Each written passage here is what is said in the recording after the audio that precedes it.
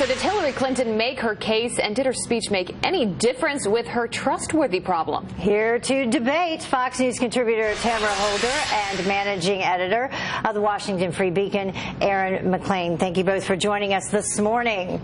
Good morning. Hi. So, can you believe it's over, first of all? And did Hillary Clinton do the job that she needed to do to get over that hump? We just heard Doug talking about it, you know, that trustworthiness problem that she has. Or did she concentrate too much on Donald Trump for her speech? Tamara?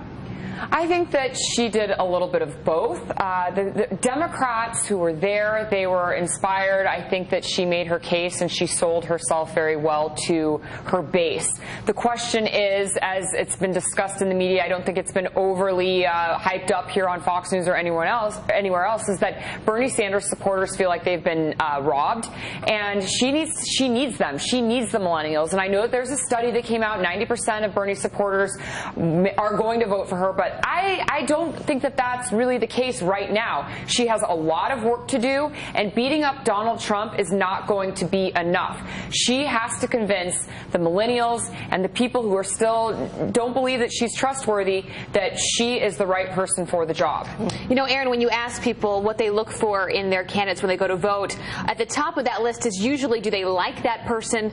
Do they trust that person? That continues to be a struggle for Hillary Clinton. You look at a recent CBS poll that's come out, 30%, well 29 say that she is trustworthy, compared to almost 70% that say she is not. That is not a place she wants to be. Did she help herself last night? She tried to. I'm not sure how much the speech helped her in this specific regard. Look, she's not a gifted public speaker. She wasn't going to magically become one for the purposes of last night. I thought in terms of the other major speeches at the convention, it was not among the top three, maybe even not among the top five. It was sort of a mediocre speech by the standards of the convention. She didn't really speak directly to the trustworthiness issue, which would probably be awkward if she tried to defend herself in that respect during her own acceptance speech. She certainly spoke a lot about competence, as did other speakers.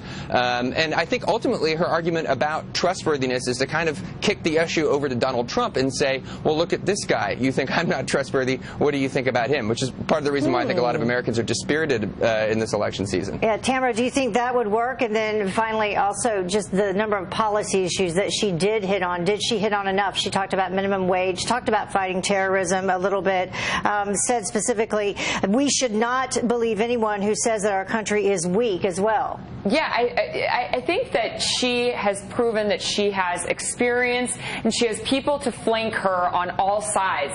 So the fact that she didn't give the best speech of the night, throughout the entire week she had the best of the best of the best of the best support her and say, we are carrying her, we are doing this together. And although she may not be the best speaker per se, she has other people who have great policy and great experience to do this together with her in this country, because Donald Trump thinks he can do it alone, and a lot of his supporters think that he can.